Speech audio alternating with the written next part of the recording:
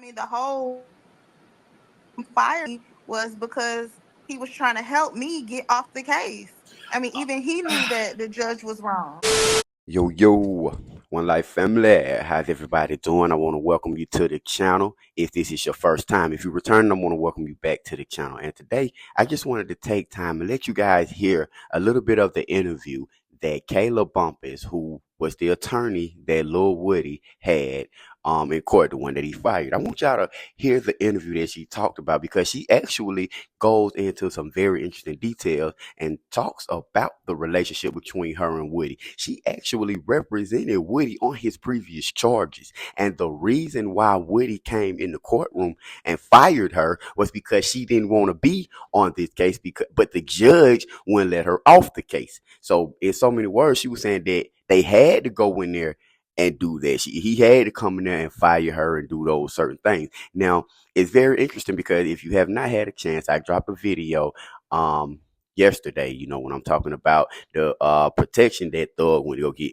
And in that video, I was saying how these attorneys are trying to get a mistrial because they basically trying to get off the case. You have a lot of these attorneys on the case. They just want to get off the case. They just want to be done with it. And they don't want to go further into it because they know what's to come at this point. And a lot of what's not to come. You know what I'm saying? And like again, I was saying that Brian still told the judge in the courtroom, I used to love doing this. But one of the things in Fulton County that I can tell you is a lot of attorneys don't want to deal with Fulton County criminally. Most of your attorneys are going to try to be personal injury attorneys, or they trying to be attorneys on federal levels because the system is so corrupt that it kind of take away from what I'm saying, what you enjoy doing. And that's what I'm seeing with these young thug trial. A lot of vet attorneys are just fed up and they just want to be out of the case. And Kayla Bumpus, like she said, there's no hard feelings between her and Woody. She just didn't want to deal with the case because she was only supposed to represent him while he was in custody. Check out the video, One Life family. Like, share, subscribe to the channel, man. We on top of this YSL thing. And again, y'all know I'm gonna keep it real with y'all and I'm gonna bring it to y'all as quick as possible, but as thorough as possible. One Life family. You're not about. Thank you so much for Yep. joining. I know your hands are tied and you're limited to what you can say or cannot say, so I won't even go there. But thank you for joining us. The conversation. I didn't know because nowadays people will make a fake profile so No, quick. it's a lot of fake pages. Oh, it's okay. That's pretending to be you or Hmm. speaking on behalf of you. Well, I would tell you, you do got the dream team. I don't know how you did it that quick, but I was saying that I was like, she need to get a lawyer These are because my friends. Gabe was a prosecutor when I was a prosecutor. oh, Yeah. okay. So are you moving like to Texas now? Thank you. Yeah, I live in Texas now. Okay, so are you gonna practice in both? Yeah, I'm a practicing both. I kept Oh, my office in Atlanta. I'm gonna hire an thank associate you, for Tiff. court appearances, but I do mostly personal injury. Thanks for that. Oh, okay. I got a real good friend that I went to school with. She was a year above me, and she does personal injury, and she practices in both Texas and in Georgia. So maybe y'all can link up and get some done together. But Yeah. she's definitely killing the game for sure in personal injury. Yeah. Yeah, and I've been I do a little personal injury myself. I really love criminal defense, but personal injury where the money at. I don't want no criminal cases. I know that's right. Especially after now, right? Right. Especially after now, they can have it. Right. Yeah. Well, I definitely appreciate you uh, coming on and showing your face so we can know it's you. I know you. Yep, it's me. Okay. Well, I ain't gonna ask you nothing. Is there anything you wanted to say, or no? No, you just No, chilling. I'm just going to different channels, just getting a vibe of what people think. It's just so funny to me. Everybody has like all of these theories and Right. We have and be dead wrong. for the most part, I mean, nobody has. I haven't seen one person who has who I'm like who they know. Like, not one person has said what actually happened. Oh, really? Oh, okay. Really. Okay. Wow. Well, this is gonna be interesting then. It's gonna be interesting, but I mean, I don't think the 25th is gonna happen. He shouldn't even get in the first place. And Yeah. I know this is not you saying this, so you don't got to adopt my statements, but it seemed to me that when you were first trying to get off the case, he didn't want to let you go because he already had in his mind that he was trying to keep you there for this show cause hearing. He was trying to punish me. Yeah, It was that's a what it punishment. was. That's what it was. Yeah. I mean, to be clear, that's exactly what it was. He didn't want to let you go, and then when the other lawyers stepped in and said, "Hey, judge, you got the rules wrong as usual," and that's me saying it, not you.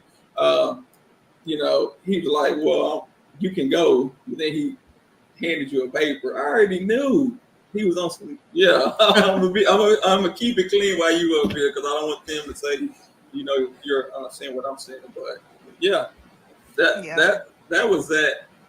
But I'm just point blank period. Like I'm gonna say this is that Woody, like me, the agreement was always that I was only representing him while he was in custody. Once they agreed to let him out of custody, so I mean the whole fire was because he was trying to help me get off the case. I mean, even he knew that the judge was wrong. See, Like, that was my first theory because a lot of times when we work with clients, we could talk to them on the me and him side. are close. Like, Okay. I represented him a lot. Like, I know him. Okay. And so there's no bad blood at all. Oh, okay. It was just like everybody. No, even he couldn't believe what was happening. Oh, okay. The way his demeanor is, and he, dramatic with it. That's She's him. high. Yeah, yes, right. Mm-hmm. Yeah. And I was thinking, I was like, okay, if it was my client, and I tell my client, hey, the judge is not gonna let me off unless you get on board. Mm-hmm. And a lot of times, I mean, I've never had a client to just say, if they know what I want to do, they'll be like, oh, okay, so is this what I got to do? I'm like, yeah, that's what you got to do. And then we go do it. But that was always the understanding. It was I didn't do anything, like all these theories about it. There was no anything like that. Oh, okay. I was thinking that you were like a substitute attorney, even if that's the proper term. I know you. I mean, the thing about it is, me and Melnick are friends, and he knew I had previously had a relationship with Woody. So when he asked me, it was no problem because I had previously represented him. It is what it is. So it didn't matter. I mean, their agreement was once he was once he purged himself by testifying that he would no longer need representation. Right. Okay.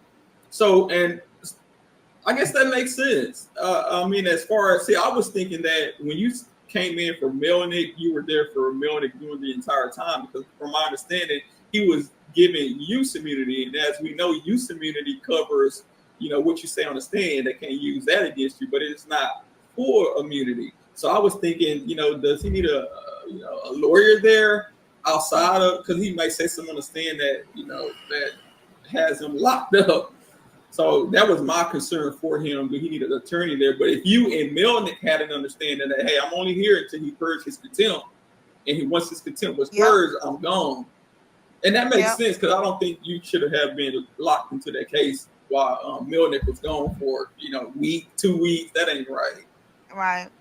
You see what you were doing a favor. Doing a no good deed goes unpunished. Goes unpunished, right? You were doing a favor and almost got trapped. They didn't want to let you go. Yeah, but I just say this, and the last thing is that everything happens for a reason, and it happened the way it was supposed to happen. Right. I agree. I mean, I think you did the best you could with what you had to work with. And like you said, we don't know. We're speculating what happened in that meeting, and from my understanding, in the motion, you were present in the meeting, so we don't know what was said. We don't know who came to who defense, or were you representing Woody, or were you not? It's so many questions that we want to know. And I'm going to answer all of them, but I will say this: it was 14 people in the room. 14. Okay. And the judge tried to say attorney-client. How you have attorney-client privilege when it's 14 people in the room? There's no confidence in that whatsoever. But that's me. But thank you so much. All right, no problem. Hopefully we can get you back one day. Okay. All right, thanks.